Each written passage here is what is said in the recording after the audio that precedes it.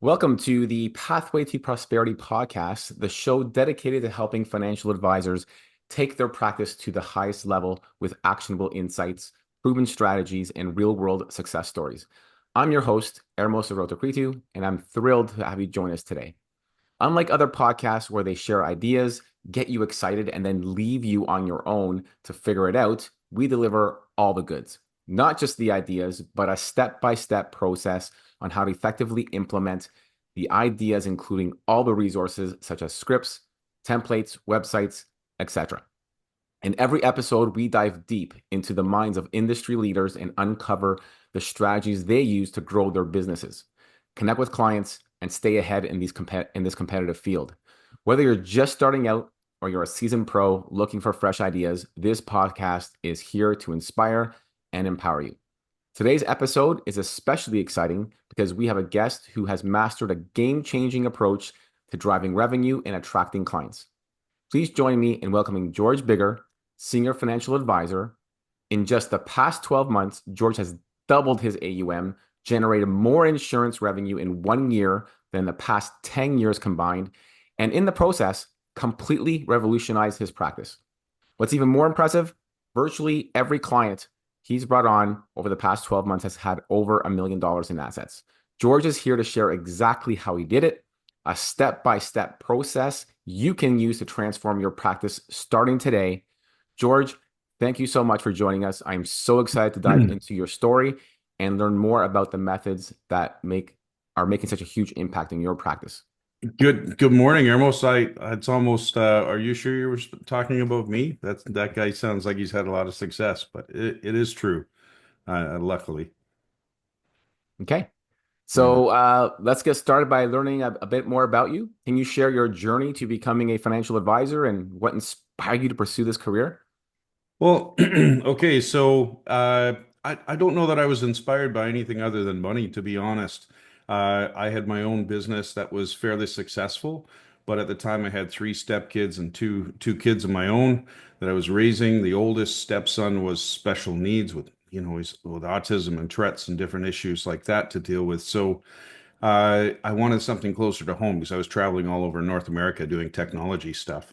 And I was approached out of the blue by a hiring firm for Edward D. Jones and Company out of St. Louis, and I recalled a very influential friend of mine saying that if he had to start over again, he would get into this industry.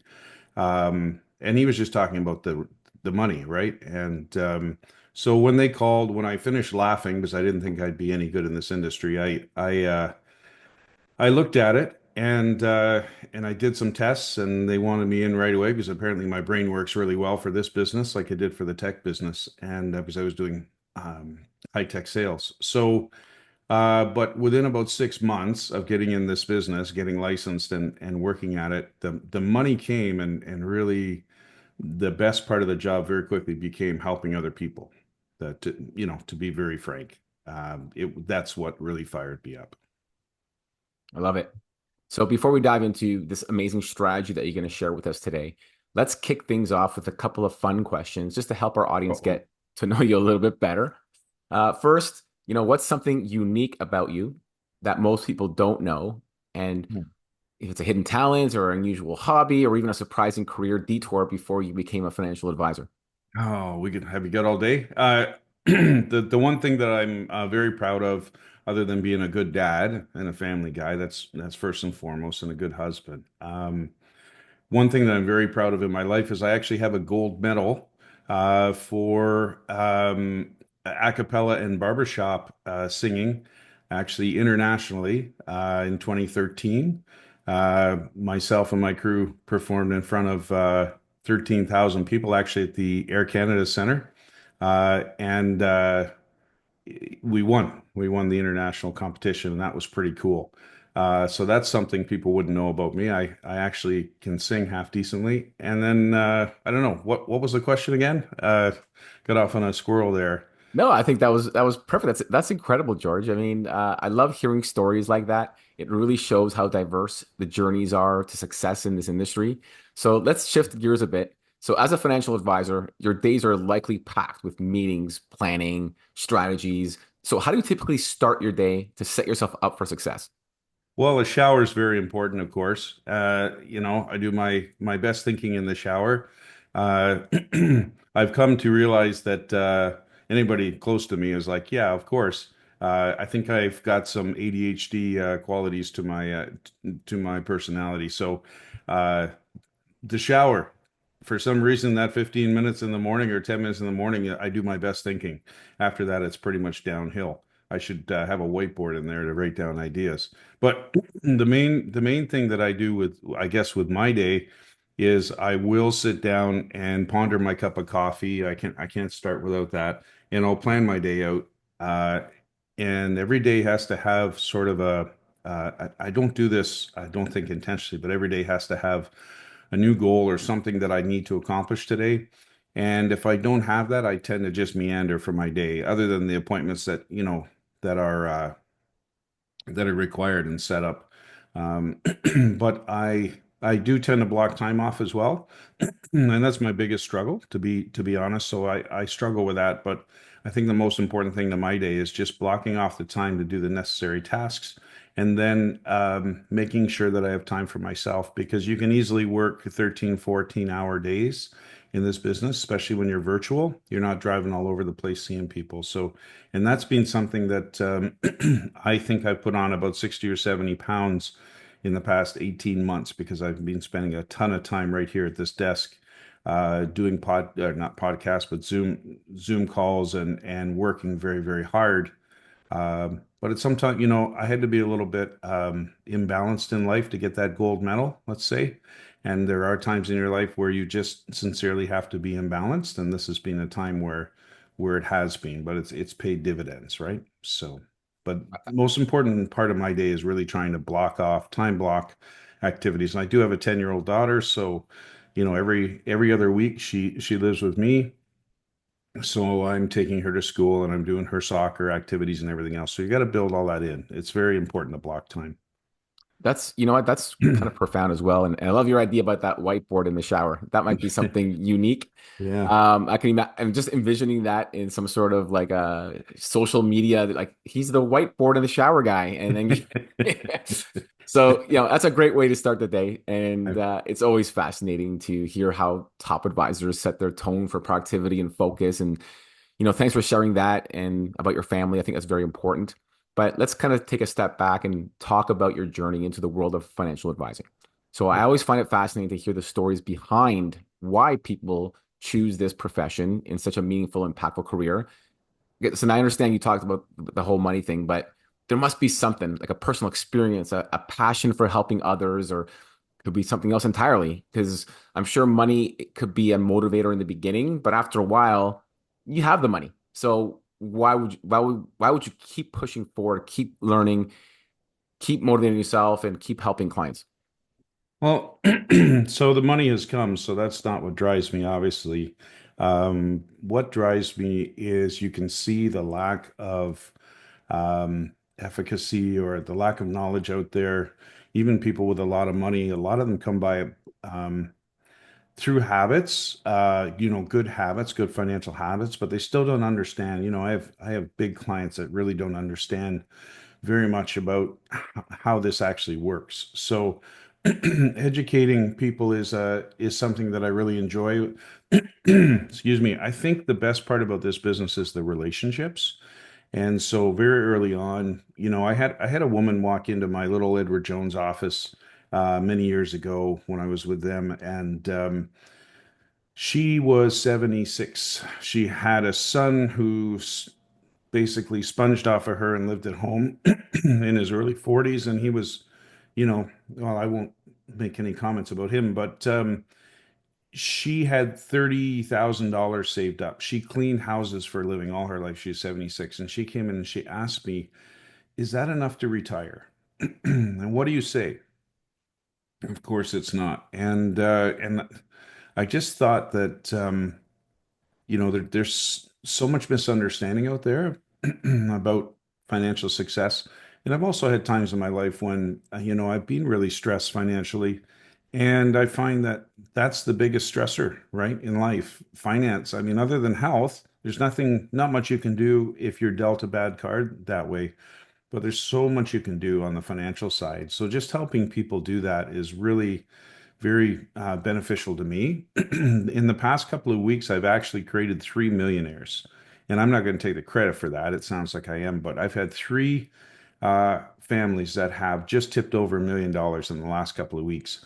Nothing gives me a charge more than that. And of course, they always attribute their success to my helping them. And of course, it's a big part of it as their advisor. But it's the habits that they've learned and the hard work that they've put out, in their lifetime. So what you're doing is you're just adding to that. You're amplifying that or growing that at, 2x, 3x, 5x, whatever you can. And that's the charge, the relationships and the friendships that you make in this business. A lot of my good friends have come out of this business, right? So that's the Yeah, biggest thing to me. it's amazing. It's amazing how these pivotal moments and connections can really shape our careers.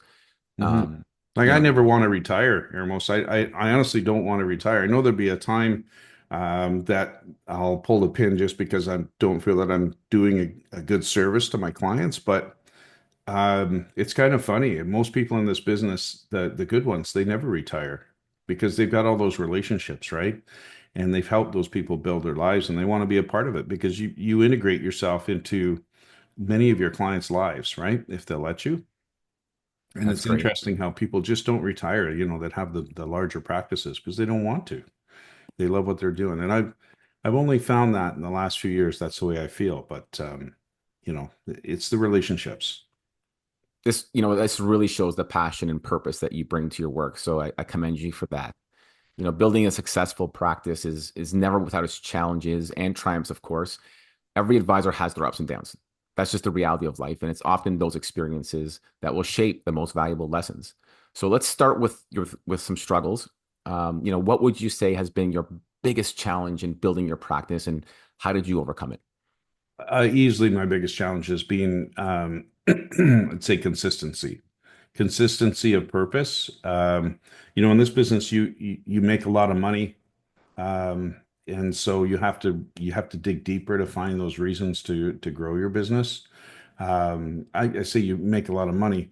If you set a goal for 20,000 in revenue per month or 30,000 in revenue per month and you hit it, who really needs more than that? So if you're setting revenue goals and that's all you're setting, you're going to hit a wall, right? And in the past, I've used nice boats or cars or trips or whatever to motivate myself, and you find that eventually that stops working, right? Because you've achieved a goal, whatever it is to you. And I remember a mentor of mine 35 years ago. he he got a his name's Michael, and Michael got an S600 Mercedes. He paid cash for this thing, and this was his goal for a long time. This thing was a V12 Mercedes. When you sat in it, you could almost feel like the fireplace over here, like a living room. And I remember him saying, "Yeah, it's euphoric for 2 weeks, and then it's just a car, right?" And so uh, consistency has been difficult for me.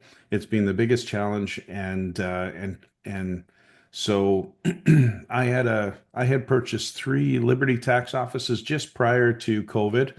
Lucky me, locally. And what I did was I turned those businesses around using process, and I figured out that process is my secret weapon or my what do you want to say, my superpower, creating processes.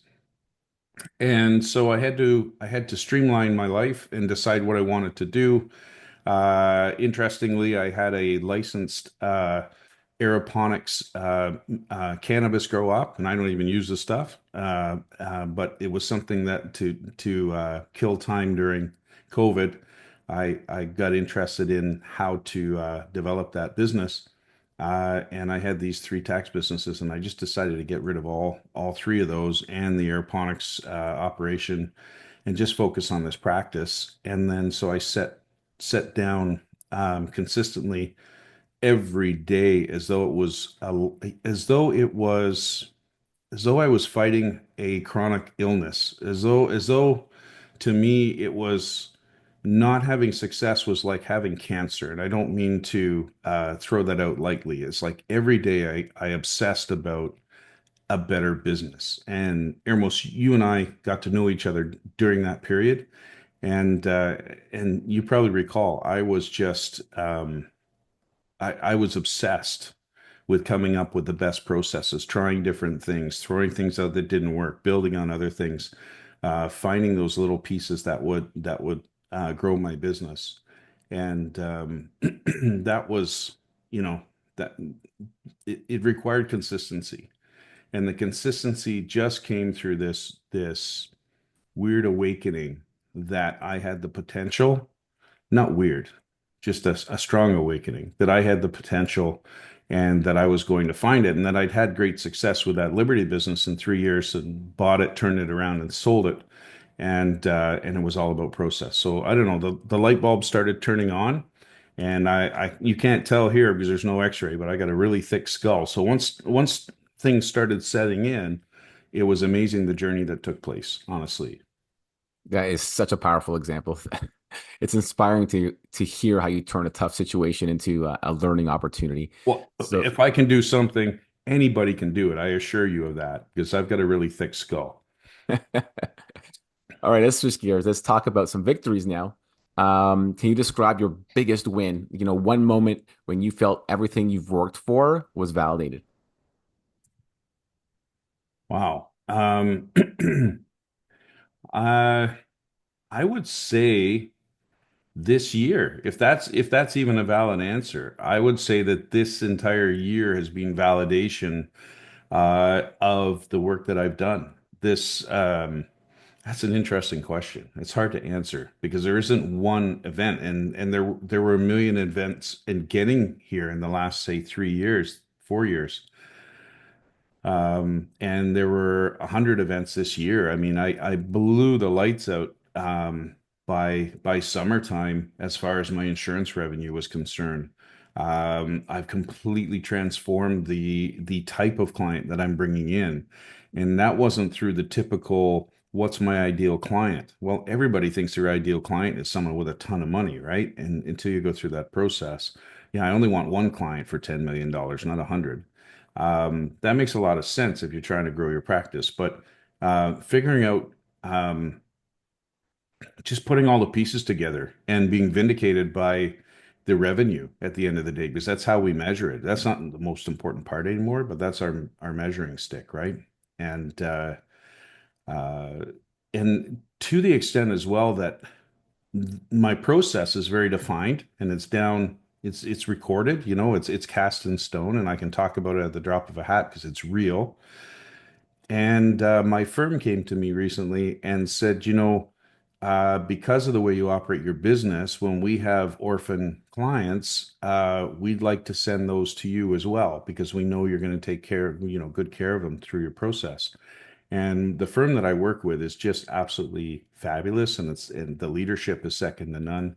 I have a great relationship with all the senior team, and like close, and so they've all been very, very helpful, and that's been additive to my career because they can see what I'm doing, and they trust me to take good care of clients, right? So it's become a very different relationship at that level as well. And there's 400 advisors at the firm, and so they tend to give me a lot of these orphan clients, which is then it's grown my business even more, right? So I know it's um, uh, positive results attract positive people, I think, or positive results attract positive energy, right? When you're in a good groove, and we've all had those periods in life. I'm in that period right now. So you mentioned that, and I understand. I totally understand what you're saying. That there's a lot stuff happening, and it kind of happened over the course of the past 12 months. Mhm. But was there a specific moment when everything kind of clicked for you? Like maybe even if it's just you were doing things, but all of a sudden, like it's like, oh my God, like this is actually working. Like, was there a moment like that? I don't think there was. I think it kind of happened automatically, inherent in all the work that I was doing. And you never really, when you're in the thick of it, you can't see the forest for the trees. So you don't really stand back and take a look at your practice and say, how am I doing? Because you're actually doing it. If you're always looking at how you're doing, you're not doing it, right? A friend of mine was over for a barbecue, and I won this massive Napoleon barbecue, by the way. You could use it as a homeless shelter. It's so big. And and basically that was from insurance revenue late last year. But and I didn't even know I was in a contest. But we were cooking, and I kept opening the lid to look at it. He looks at me and says, "You know, if you're looking, you ain't cooking." And I think that's partially true to your business. I think you need to watch what you're doing. But I was in the past, I've always been counting my chickens and looking at, planning and not doing. And this past few years, I've been doing and not planning as much. And the rubber hit the road finally, right? And there's probably a lot of people out there that were just like me that, we plan and every company says, we want you to lay out your goals. And, all the firms say that. And I'm independent. Nobody's telling me that. So at some point, yeah, I guess in the summertime when I did an additional 100 and I don't know, 50, 160,000 in revenue in 2 months on the insurance side, that I went, holy moly, you know, um, this is uh things are working, right? I guess that was like a slap in the face. And the other time was when I actually took a week and took my daughter and my wife Jeanette down to Disney World for a week, and that was in September, late September, and it was finally time to enjoy the spoils and take a deep breath, right? Yeah, that makes total sense, George. I've seen this in my own career of 25 years where, if somebody, I mean, people making seven figures today, $1 million a year in revenue, but when they first started, they couldn't even imagine making $1 million a year, but they did Right. imagine making 100, 150. Then they Right. got there. And then once you make 150, all of a sudden 300 becomes Wow. possible, right? And then Yeah, once you make absolutely. 300, then 400 becomes possible. And then as you continue to grow your business, the next level becomes more visible and more real. So that makes total sense, and I'm excited for you because this is a huge breakout year, which only means you're just going to get better from here. So that's really exciting. I'm looking for it. You know what? I used to hate this guy at when I did my early training at Edward Jones, my license training. I showed up on a Monday morning. We're all there for the first time. We'd known each other on conference calls for months, and we're all there for the first time. And this guy was the head training guy. Monday morning, and you're walking in with, where's my coffee? I want an intravenous, right? At 7 o'clock.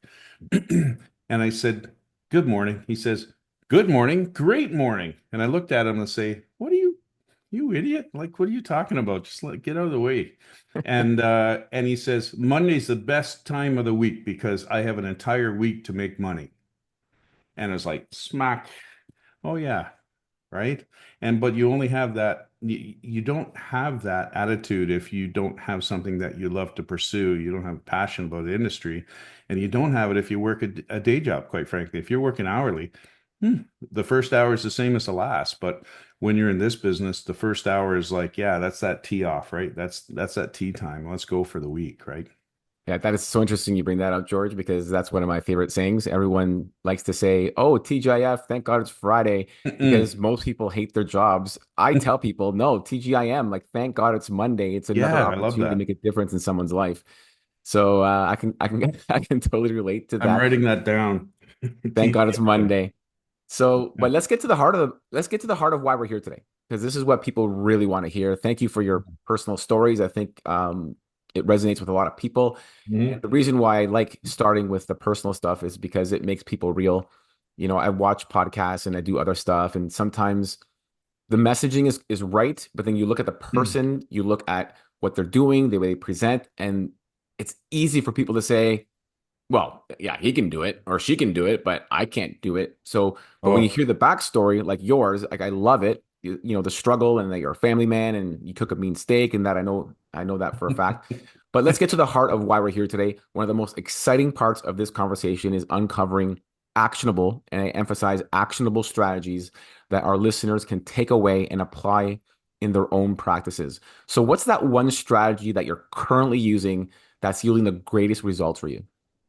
yeah. So by and like far and away, the best thing that I ever implemented was an adaptation of the book, The One Page Plan. Um, Carl Richards, One Page Financial Plan, and a fellow out of Chicago by the name of Dave Zoller, who's much like yourself. He's just a fabulous coach. Um, he adapted that for advisors. So basically, what I do is when I'm on the phone with a prospect and I'm getting a ton of referrals too. That's really come along in this last year. I'm getting tons of referrals. So when I get a referral, they want to talk about investments. They want to talk about, what would you do with your money, with my money? I've had one recently that I haven't heard this in a while. If I give you 250,000, what would you do with it? Right? Like, give me a break. I don't even know you, I don't know what you want to use the money for. So, so basically what I'll do is I will, impress upon them the importance of having our first session. And I'll explain to them that the process is three different steps. You want me to go into detail about that, Ermos, like the sessions, or I mean, Well, you're I would, sorry. yes, for sure. I want you to get into all the nitty-gritty details, Okay, but maybe start from the beginning. I want this sure. step-by-step process. So, Okay, okay, actually, before we get there, George, like give me give our listeners like an overview of what okay, this is and what it looks like, and then okay, we'll take a step back and then we'll just go step by step by step. Like, what's the first thing you do? What's the second okay. thing you do? But right now, give us a Sure. 30,000 foot view. Okay, so the 30,000 foot view is now this is caveat, this is transforming right now because I'm adding a fourth step, but it's a three-step process. So the first step is we have a 45-minute session. I usually tell them it's half an hour to 45 minutes, and that's our one-page plan session. Then the following weekend, it's funny how it always seems to work, one weekend. So everybody has the same day off or whatever, or the day they take to themselves. So let's say it's Friday at 11 a.m. I have my one-page plan session with a client. Then the next week at Friday at 11 a.m., I'm going to sit down and do a full-blown financial projection for them and very, very comprehensive 55-page plan. And then the third session, so those first two sessions are on Zoom, and the third session is going to be on face to face if possible. I have clients across the country now, so not always, but that third session is face to face, and that's where I present everything to them and in a nice Surlock binder that I put together for them that includes everything. And then that's when we sit down and we talk about the actual investments. And until that point, we haven't spoken about investments really. So that's the 50,000 foot view, which sadly doesn't tell you anything about why it's been successful. It's just the the, the plan. So um, the first meeting, do you want me to get into sort of the modular parts there? Let's start from the very beginning, George. Okay. So I'm a brand new advisor. I've never met you before, and I want to Okay. implement this strategy. What is the first step that I should be taking to put your strategy into action? Okay, so the first step is you reach out to the client and you say, "Look, I know you've probably got a lot of questions. I don't really know anything about you at this point, and to be honest, I don't know if I can add value to what you're currently doing." But the first step is always to sit down for a session, about half an hour and 45 minutes for what I call the one page plan. Now, Mr. and Mrs. Prospect, the one-page plan, we're just going to ask some questions. You don't have to bring, there's no homework. You don't have to bring a bunch of financial information with you. It's a 50,000 foot view. And at the end of that process, what you're going to have is literally one page that you can utilize as the lens through which you view all future financial decisions, whether that be buying cars, education for the kids, whatever that is. When you make a decision, you can refer back to this one page plan and just understand, what's most important to you. We're going to talk about the various trips and traps that may prevent you from getting to your goals. And of course, most important is find out what your goals are because everybody's different. So we'll do that. When can we set that up? And they always say yes to that because I've already said you don't have to pull out all your mortgage documents and your life insurance stuff and all that stuff. And it's non-confrontational, right? It's 30 to 45 minutes, and I just want to know about you, right? And everybody loves to talk about themselves. Look at me. I've been talking about myself for half an hour now. So then what I'll do is so and this I credit to Dave Zoller. This is his sort of imprint on the process. Is that whole 45 minutes usually ends up an hour session really, you're going to ask them about what their goals and plans are, and I record the session on Zoom, and I'll mention why shortly, but it's always recorded. I make a few notes, but I really pay attention to them and what they're saying. I did a course about 2 years ago. It was a very expensive course, but very enlightening on how to really dig deep with the clients. So you got to learn how to get to what they really mean rather than what they're saying, because it's always two different things. And so we'll go through their goals, their aspirations. Then we'll talk a little bit about where they are right now. Then we're going to talk about what, where they'd like to be financially, and when. But we don't talk numbers as such. We don't get into the nitty gritty. And then at the end of that process, and I don't talk strategies. This is so important. You never talk about investments. You never talk about what you can do for them. You never say, the very most I'll say, you know what? You actually remind me of so and so, and we were able to solve a problem, a very, very similar problem that they had. But I'm not going to get into it right now, right? You let them know that you can solve their problems, but you never get into solving the problems, because then you're down a pigeonhole, rabbit hole, whatever you want to call it. You'll never get out of. And at the end, I will ask, the entire reason that we just had that session was, Mr. Client, Mrs. Client, can I ask you, thank you very much for opening up to me, and we've got everything down here, and we're going to make sure that we analyze 6 ways to Sunday any traps or pitfalls that may get in the way, obstacles that get in the way of accomplishing these goals. But do you mind if I ask you a non-financial question? And this is 100% pure Dave Zoller. And of course, at that point, 45 minutes, they're going to say, no, sure, okay. So Mr. Prospect, Mrs. Prospect, what is the most important thing to you right now, right here, right now, about money? And they'll think, and they'll talk a little bit, and you start to dig down really deep. And the result is that you really, really understand the emotional triggers. If you're smart and you get down, if you really know how to get in and ask those questions, and those are skills that you can pick up books, take seminars on to get better at. If you're not, I wasn't. And you find out what those emotional triggers are. Instead of accepting, well, I want to retire out east in Canada, you find out that, well, this prospect was working hard and accumulating their money. They felt that they didn't spend enough time with their son. And now their son's grown up, with tears in their eyes. They will tell you this.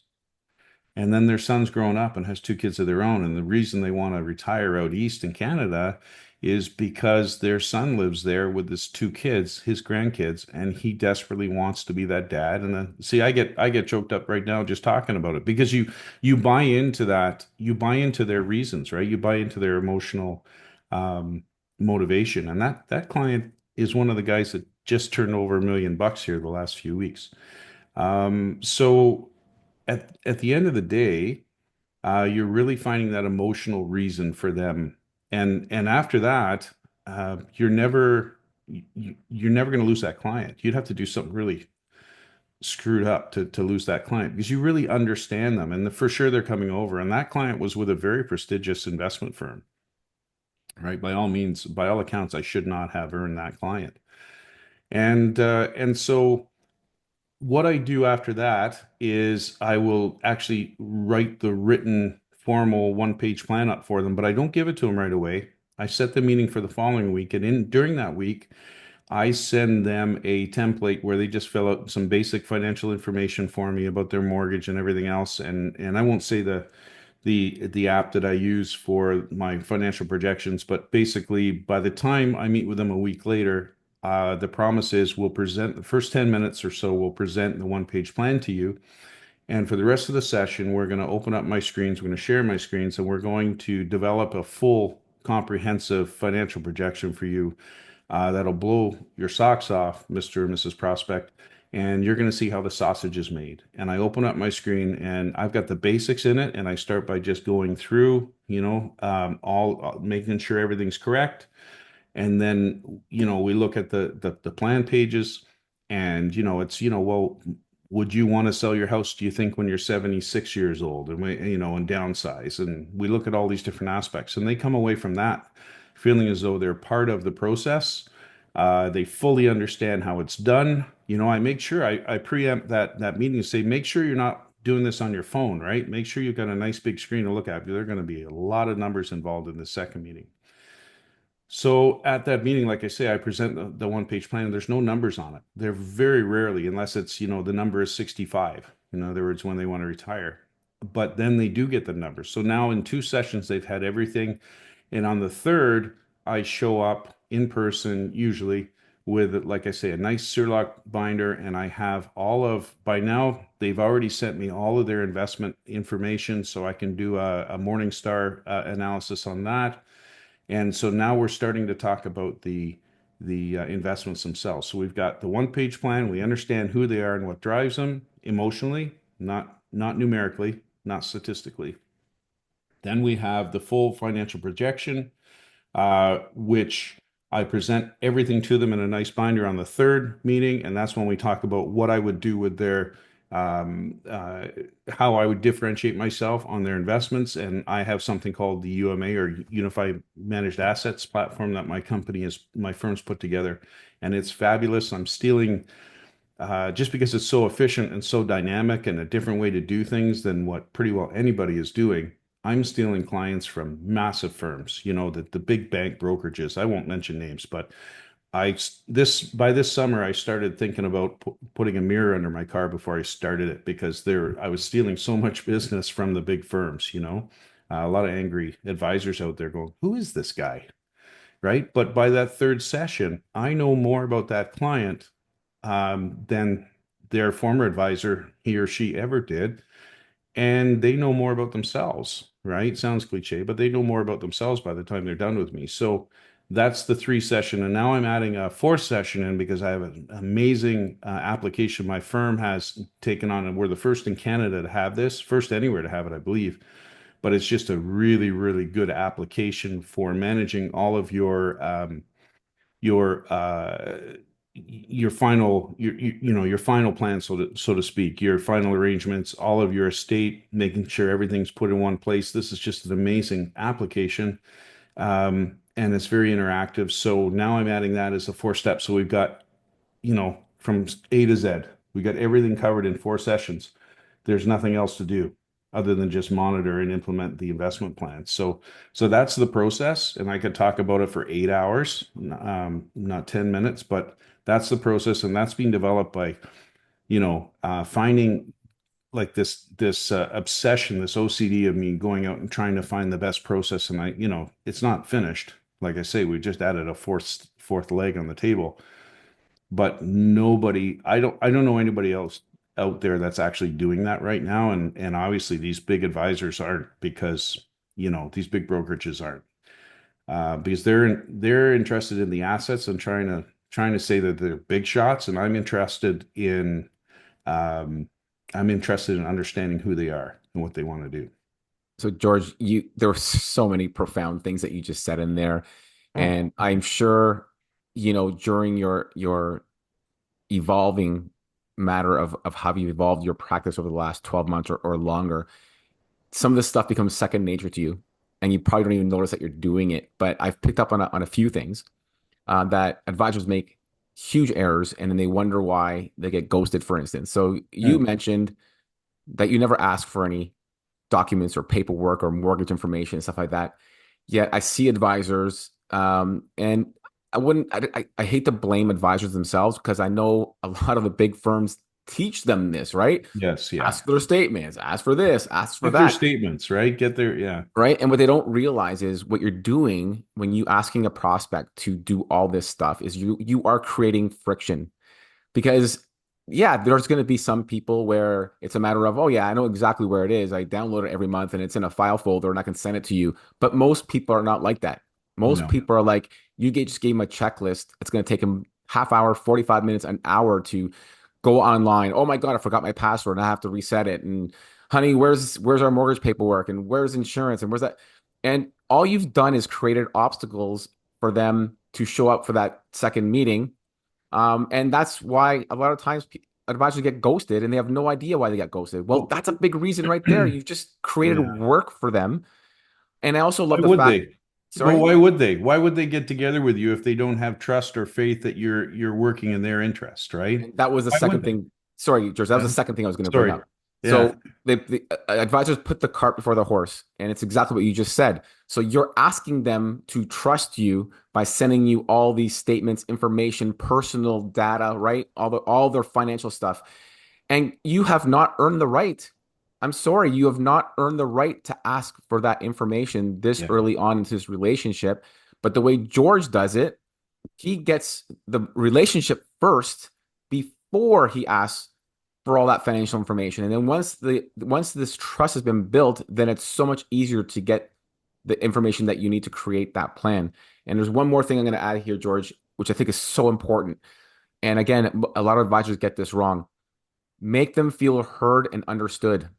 Mhm. Every Yeah. advisor talks about money. Every advisor talks about saving you tax or I get better returns, but very few will actually take the time and ask in-depth questions to find out what makes them tick, discovering pain points, Mhm. and then offering the potential solution to those pain points.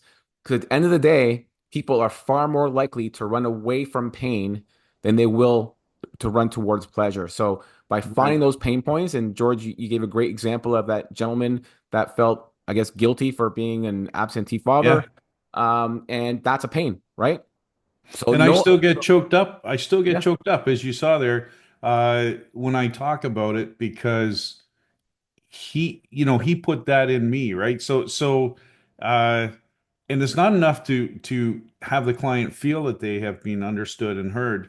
I sincerely want to understand. I sincerely want to listen. And if you're not sincere about actually, and this is the problem with a lot of the big firms, they're most like my firm gives me the room. I pay a flat rate every month.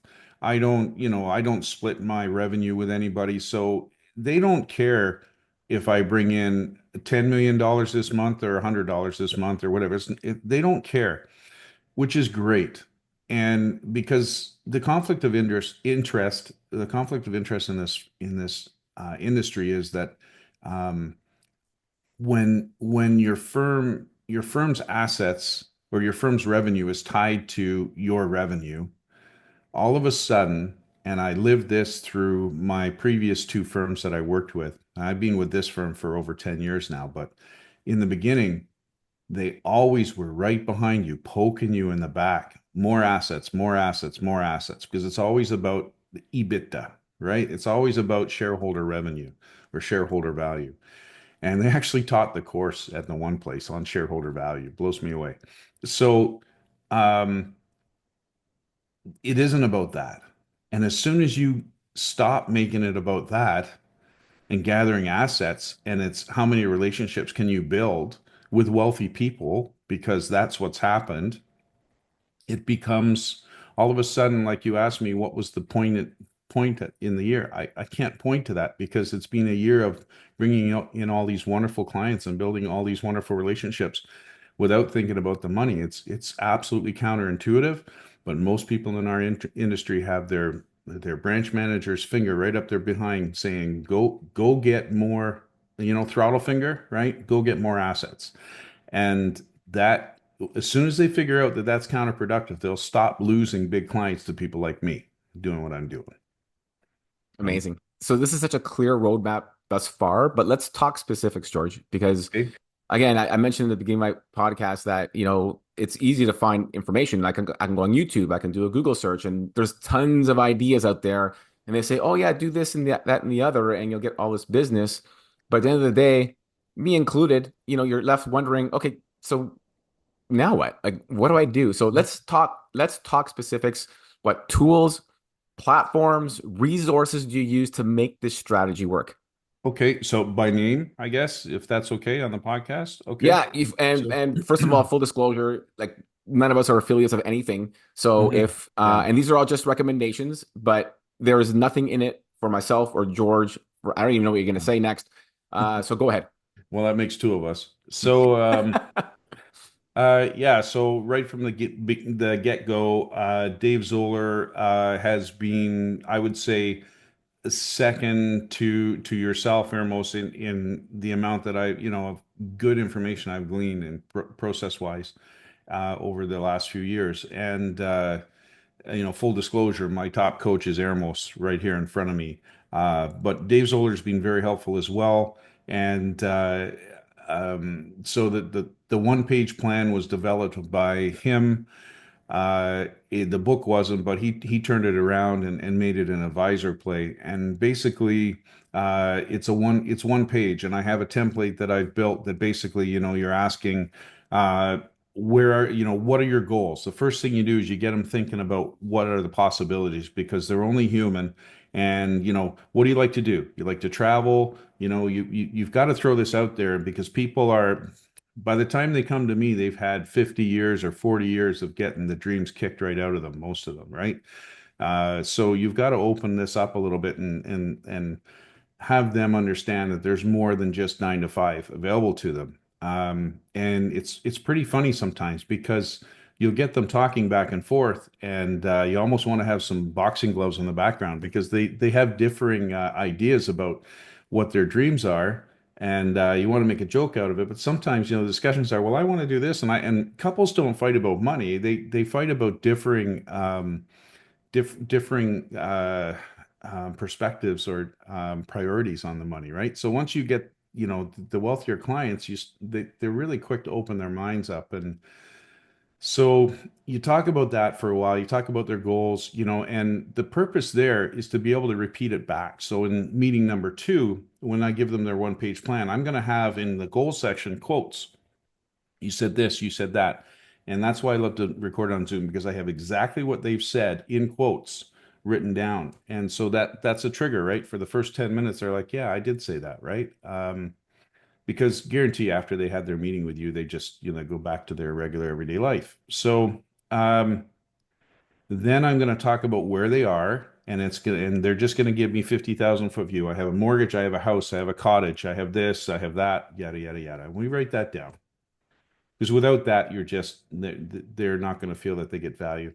And then when I do come back to them in meeting number two, I also have a section that I don't discuss with them, as I said, and that section is all the potential pitfalls or problems.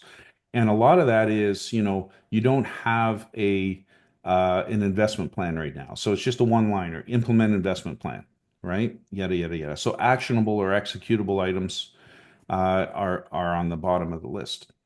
And and we talk about that, and then I actually give them a timeline. This is the first thing, or priorities. First thing I would do, second thing, third thing, fourth thing, down to about five or six things, depending on the conversation and how it went. And that then becomes a one page. It's literally one page. I have a simple template. It doesn't look like much. This isn't professional marketing. I don't want it to be.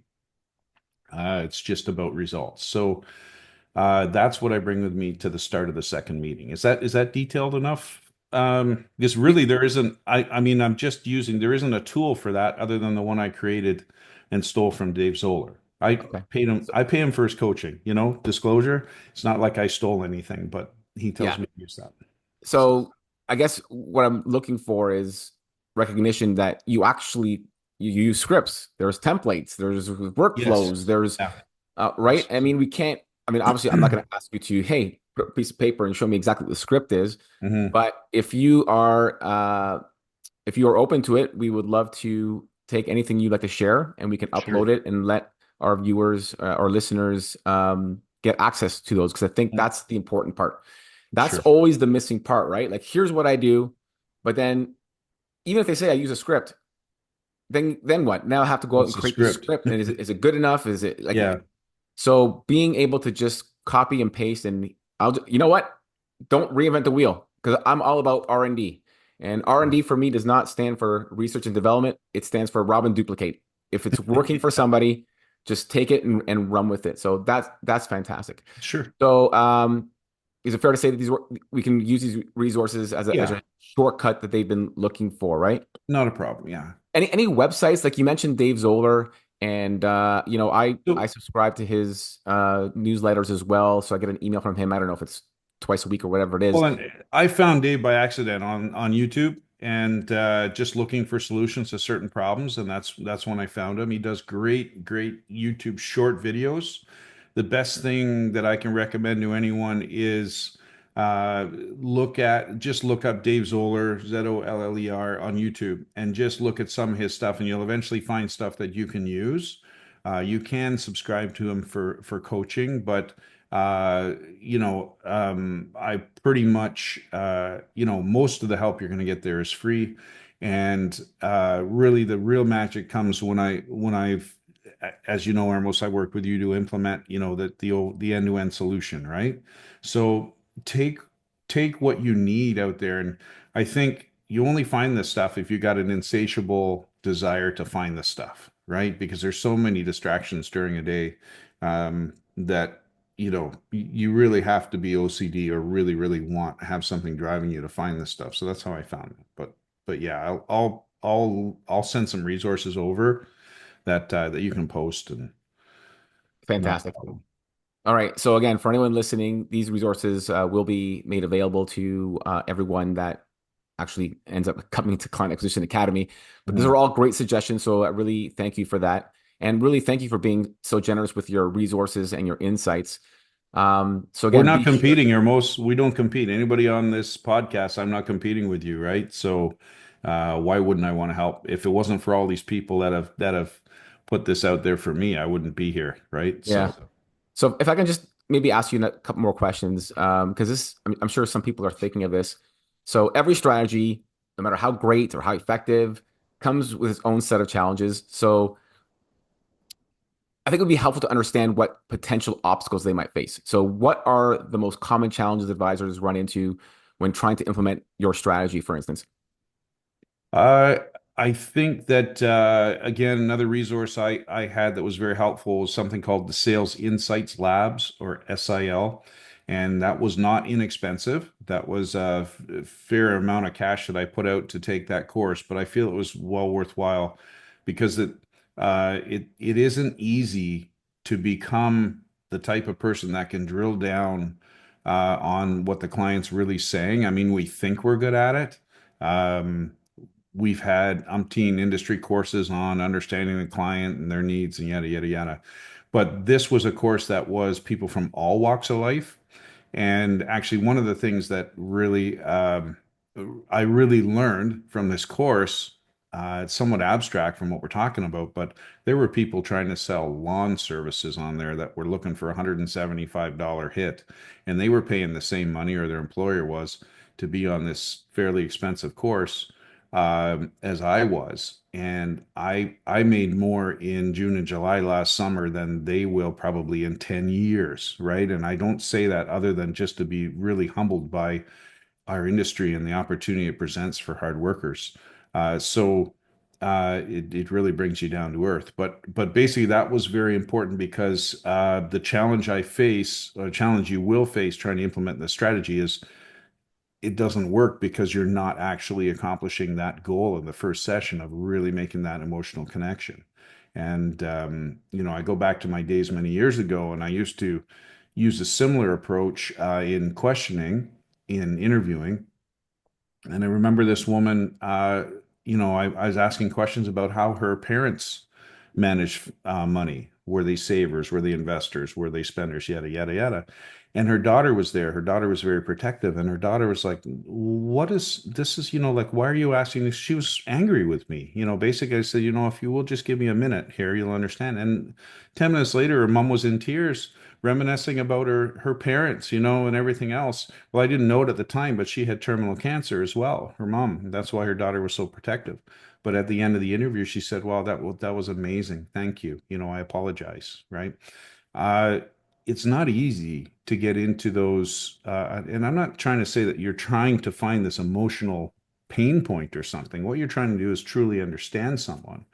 And when you do break down that wall, you understand that you're in there, right? You're now a trusted individual because you really do understand them, and that's what it's all about, right?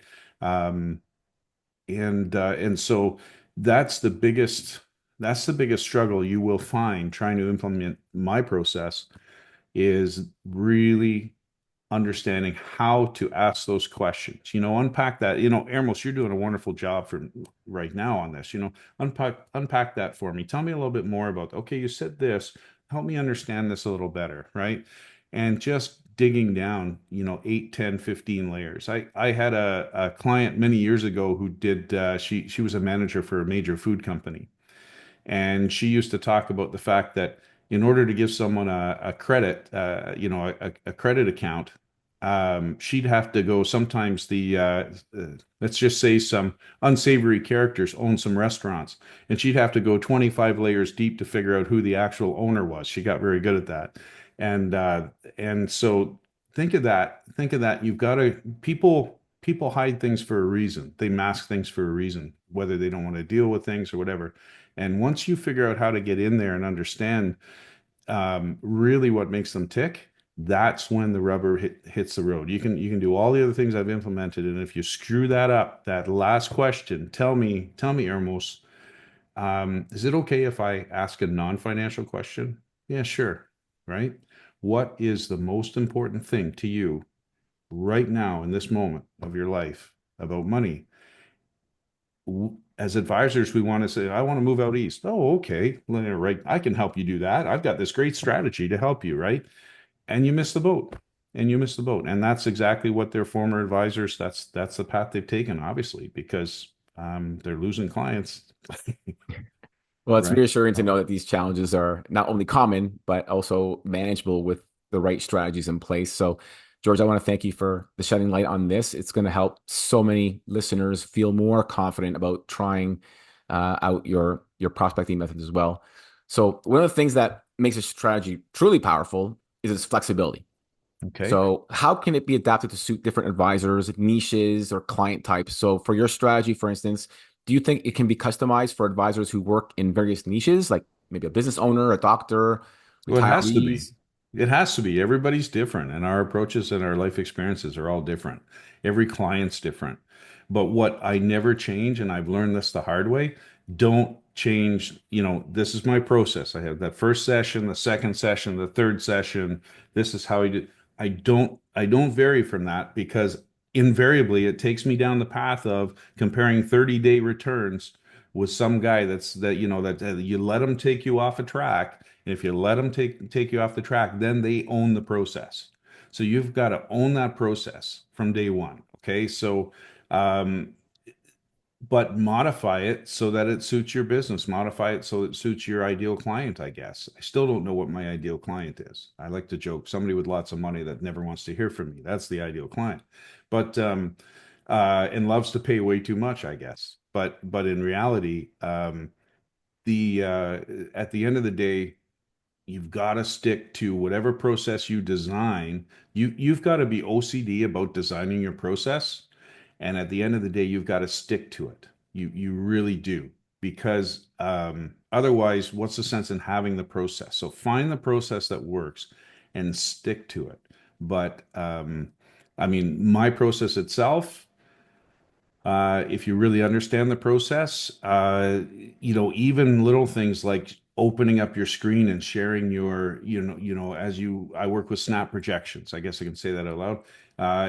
But there are all kinds of great software applications out there. But just sharing the screen and making them a part of the process rather than, well, I'm your financial advisor and I know what's best. When I was at a big, huge firm. I won't say the name of the firm, but they're the biggest in Canada. They're as big as the other 4 or 5 bank-owned firms combined.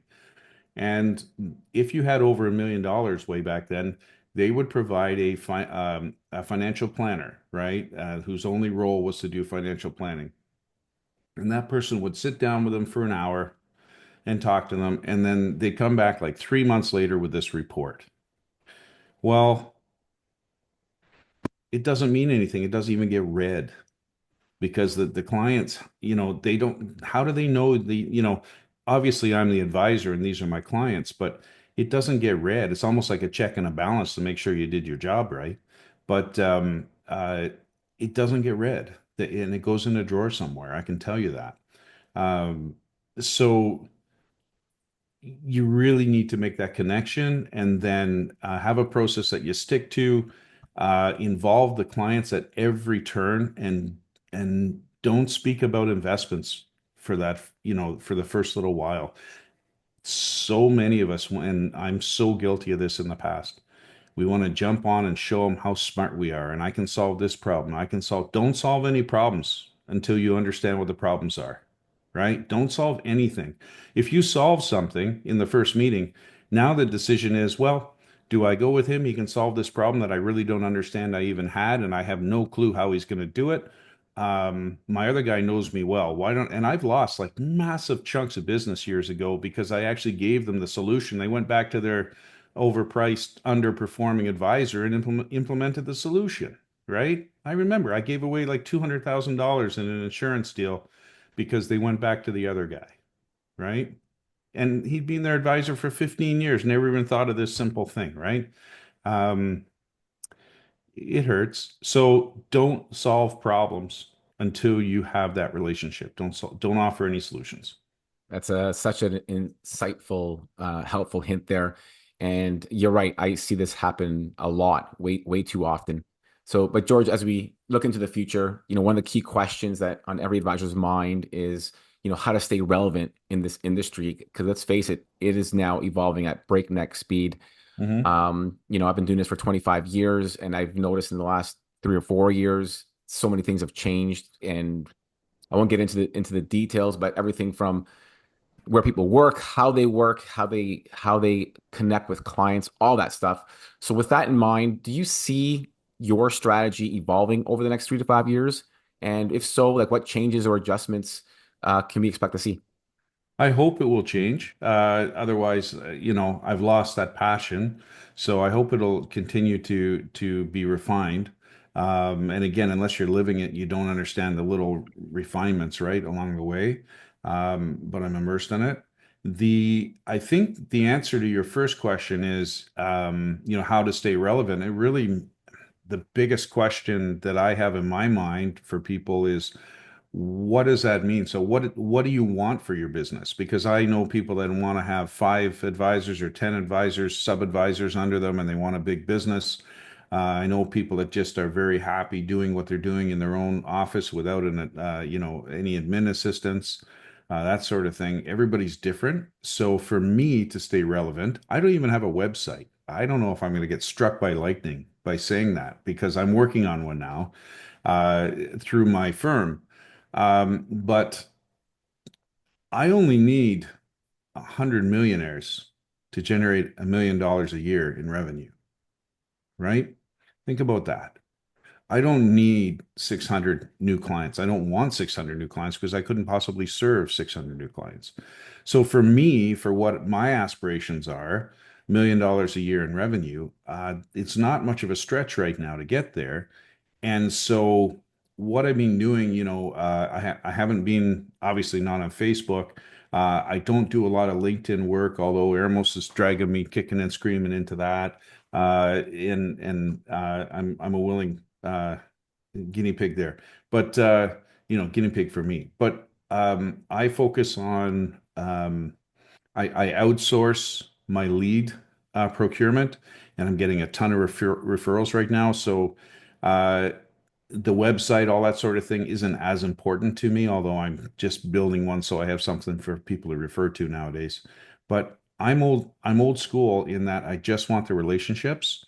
And I've actually recently very politely fired a prospect that had over 2.4 million in assets because I knew he wasn't a good fit because he wanted to focus on 30-day returns. And I'm posting industry leading 30-year returns. Why would I let him drag me down that rabbit hole? So it's about you need to work really hard to get your business to the point where you don't need the clients anymore. You just pick the ones you want. And then relevance is in on an individual basis. As long as I'm finding those new people to build those relationships with, I don't know. I don't even know how to answer that question because I don't even want to stay relevant. I'm quite happy being unknown and obscure. I mean, uh, most of the people that I have for clients are unknown and obscure as well. So we're in that category, right? And none of the rich and famous. So George is like the financial ninja. I like that. But Yeah. one of the questions I get sometimes from advisors, because I tell people you should be very comfortable firing clients that Hmm. for a variety of reasons. I won't get into it. And one of the questions I get from advisors is, well, how do I know which ones I should fire? Right? Because there's a lot of gray areas. And I said, that's the simplest question I can answer. It's Hmm. as simple as this. You get a phone call, you look at your phone, Yeah. and if you're cringing and you're Yeah. questioning, oh, should I really answer that phone? That's the one you fire. Yeah, That's the one you absolutely. fire. It's that simple because the way it should work is when your phone rings and I look at my phone and it says, "Oh, it's George." It's like, "Hey, George, how's it going?" And you just know it's going to be a positive, exciting conversation. Well, So, with a George, if caveat you though. Sorry, with a go caveat. ahead with the caveat, I yep. have I have a couple of clients that I go, oh, when they call, but I love them to death, so I just put up with it. But yeah. All right, George, if you can go back in time and give Mhm. your younger self one piece of advice, Oh man. maybe something you wish you had known earlier, what would it be? Get a really good Donald Trump size prenup. That would be the no. Um, let's see. I don't know. I'd go back and do this 100 more times. And I knew a very wealthy guy years ago who was in his 60s at the time, and I was maybe in my late 20s. And he said, I'd give up all of this. He had this huge winery business and all this stuff. He said, I give all of this just to be 18 again. And I said, and know what you know now? He says, no, just to be 18 and stupid again. I don't care, just to be 18 again. And I guess if I could go back, I would have started in this industry when I was in my early 20s rather than at age almost 40. Uh, because the energy, it's hard to find that energy. When you were younger, you're full of energy, right? And now I just find I don't have the same energy I used to have. But um, the one piece of advice I would give my younger self would be that, as I've said here a few times, alluded to, it's all about the relationships. It's not about the money. The money will come. And I learned that 6 months in. By the way, my first firm that I worked with was one of the largest in North America, thousands of offices. And I blew the lights out in Canada. I won every award going. I won trips in 4 months that usually take like 5 years to win. I just blew the lights out because that was a relationship business. And I realized after I moved there to the big brokerage firm, after 2 years of being there, they were about EBITDA, and all the wind came out of my sales. It was 2 years of my life I'll never get back. So find out what makes you tick. And in my case, it's the relationships. And I don't think anybody gets into this business to make money. And then within the first few years, you're making, and what's enough, right? What's enough money? So if you really want to have fun in this business and be passionate about it, it's about the relationships and the people, helping people become new millionaires, right? I've done three in the last few weeks. That's exceptional. But just that's what I'll take away from 2024. Three new millionaires in 2 weeks. That'll be my memory of 2024, 20 years from now. Hey, so and so, you remember, those calls, those phone calls are amazing. Hey, just looking at your stuff. And most of them say, well, I don't look at it. So that's awesome, right? Because they trust me to look at it for them. That's such Yeah, I just love that, George. Thank you so much. It's such awesome. powerful advice. It really resonates with the core of what we do as financial advisors. So thank you so much for joining us today. Your Thank you. insights and advice have been incredibly valuable. For everyone listening, don't forget to take advantage of all the resources that George is going to be sharing. You can find that in the Client Acquisition Academy. And in addition to that, there's access to more of these podcasts and incredibly valuable resources. If you can just get one single client from any of these strategies, it covers your subscription for life and then some. But As one long of the as things, it's not my clients, come on. yeah. But I want to bring something up, which I think is important. One of the biggest lies that we've all been told Mhm. is knowledge is power. Mhm. I cannot emphasize enough that that is complete BS. Because if Yeah. you had all the knowledge in the world, you would still fail miserably if you did nothing with it. So the true secret to success is applied knowledge is power. You have been given the knowledge, and by clicking on the link, the resources, now it's time to take action. There's no excuse not to be successful because you have been given everything that you need. Action today equals freedom tomorrow. So thanks again, everyone, and we'll see you on the next episode. Thank Thank you, you. George. Thank you, Amos.